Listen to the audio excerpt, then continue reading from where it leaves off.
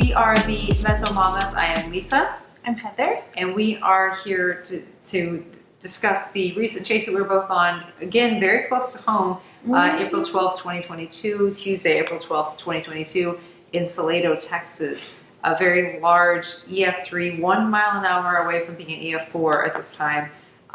Pretty destructive tornado with a 13-mile long track went through Bell County, and it was a very wild event. And we are here to share our account of it, and as well as our footage, just so that people have an understanding of everything that we as chasers saw that day.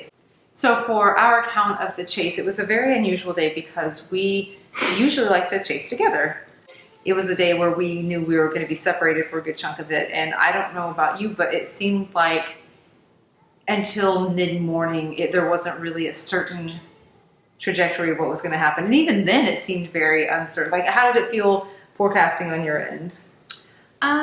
Well, for my end, it was probably a lot different from your end because I didn't have a chance to look at anything other than the great outdoors, the sky outside in my backyard until like 1 p.m., which is probably a blessing in disguise because it gets kind of, it gets a little nerve-wracking just looking at a computer screen and models all day long. Yeah. I didn't look at anything really thoroughly until maybe about 3 p.m.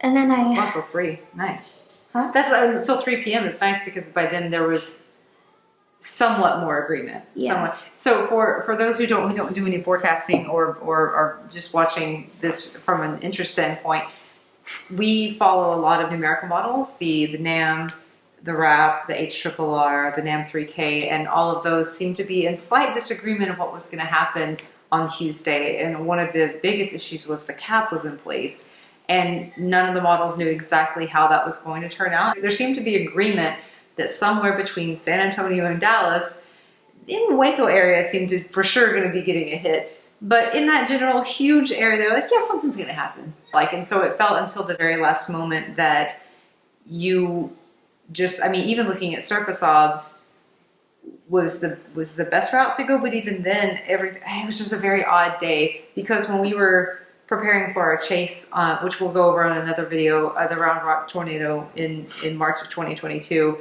that was very consistent that something big was going to happen in that area for several days leading up to that day.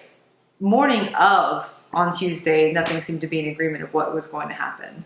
So I took off with my friend Scott Porter, who was in from Fort Worth, and I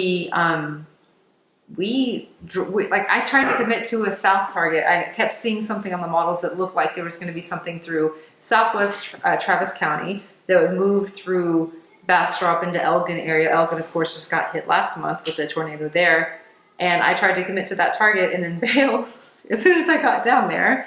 And you were still at home at that point, I think, right? Mm-hmm. I couldn't leave the walls of my house until 5 p.m. sharp. I managed to get out at 4:56 p.m. There it is. 4:50. Every minute counts on a day like that. For sure. So I was sitting there with my friend Scott waiting on a cell that I was certain was going to come through Austin, and there was something southwest Travis County that looked like it was going to do it. And then as we were sitting there waiting, we saw the cell south of Killeen near Salado was going to, it just got tornado warned. I was like, there's tight rotation on that. So I abandoned my original plan and went up, and it was the wildest thing to come upon that view of the tornado. And I think at that point you were already on the road as well. I just didn't know you had left. I thought that I was going to start off stationed, a good spot to where I could go south if I needed to, and then if I wanted to go north if I needed to. And so I had been watching the radar for maybe about 30 minutes before I started noticing things were starting to pop off. And 4:56 rolled around. It wasn't tornado warned, it was T-storm warned. Mm-hmm. And I was like, this looks pretty good. I think I'll go after that as quickly as I can. And the whole time I'm watching, I'm just glancing at the radar and thinking, okay, I'm okay. I'm not gonna miss anything. And then maybe like 10 minutes out of Gerald, I see it go tornado warned, and I put on my hazard lights. I drove in, and I see this unfolding out of the corner of my eye, and I pulled off onto a road, and I watched it go down. It couldn't have been better timed. It just all lined up perfectly. Yeah, when Scott and I, we were coming up Toll Road 130, and it was tornado warned, and we couldn't see anything until we got just south of Georgetown, and you could see the rain-free base, and it looked like there was a pretty big funnel. It wasn't condensed at that time, and as far as we could see, it wasn't.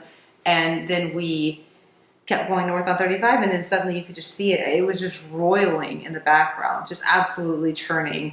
And then it fully condensed. And he and I both swear that at some point we saw twins. And it was, I mean, the fact that it was 1 mile an hour off an EF4, I would not be surprised if there were at some point. I didn't have radar screenshots of that. I'd like to go back and see if I can find some. On dash cam footage, I do see at some point after it passed through Salado that there was a secondary RFD cut with heavy rotation. It looked like it was trying to drop a funnel. It did not, but it certainly tried. So it was a very violent tornado. And a lot of that I don't think I processed until after the fact, because here we are sitting on the service road of 35. It's just, there's this massive tornado in the background. Yeah. I've never seen one that large. I've never seen one that I don't want to say not that clearly, because I've seen, but it was just, I've never seen one like that before. It took on so many different shapes, and it was wild. So Scott and I are pulled over on the side of 35 on the service road, watching this unfold. It eventually becomes a little bit rain wrapped. Is that right? Yeah. And we try to keep up with it, and we end up out on this overpass with tons of other people who are sitting there filming it and watching it as well, just passerbys, and they're just in the distance, just doing it, saying it's so wild. And we go to keep up with it, and I actually end up getting stuck behind a constable that tried to shut down the service road. And I told him, I was like, I'm trying to keep up with the storm. I'm a spotter. I'd like to continue on with this. He was like, sure, go around. But there were 2 other constables blocking it further. He's like, just go around them. So I got to go with a constable's permission, drove around them on the grass. Yeah, to keep up with it. So we met at the Salado rest stop, and we had been separately at that point. I had no idea what you'd seen at that point. And then we meet up at the rest stop, and like, it was the best. After it went rain wrapped, I tried my best to keep up with it. And at that point, I'm just like, well, I'm not going to be too gung-ho about getting up there by the skin of my teeth to see something that I probably can't see at all, After we went around the constables, there was no one on 35. But that was when on my dash cam footage you could see the second RFD cut, where it was still so violent that it was, producing. I mean, and the whole time, even before that second RFD cut I could see on dash cam footage, there were other funnels all around it. It was a wild tornado. It was shocking to see in person. It was hard to understand how violent it actually was at that point, because you and I have never seen one like that before.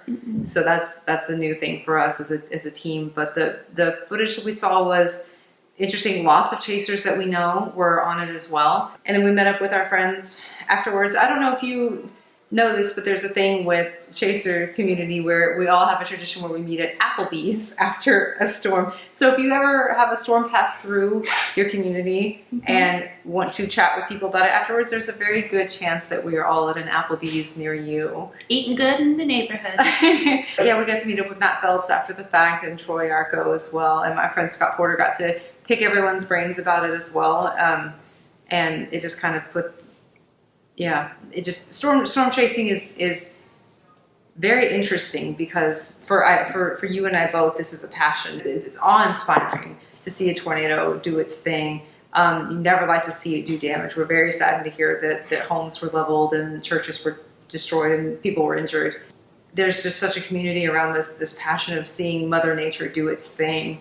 And sometimes it goes afoul where people are injured. And that was the first time that's happened on our chases. So very, very upsetting to see that happen. But So that was our chase in a nutshell. We've had a very eventful year so far in Central Texas, which is very unusual. I think a lot of people think that this is how it usually is. It's not how it usually is. I don't think we've had something like this since the Gerald tornado in was 97, 99, 97? It's been a while. It's been a while. So a huge thanks to our friend Scott Porter for the pictures, and he got to come around. He was always wanted to go on a storm chase, and he got his first tornado on his first chase. So thank you, Scott. Nice to meet you.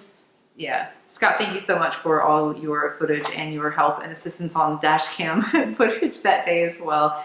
Heather, I can't wait to chase with you in literally just a few weeks at this point. Yeah.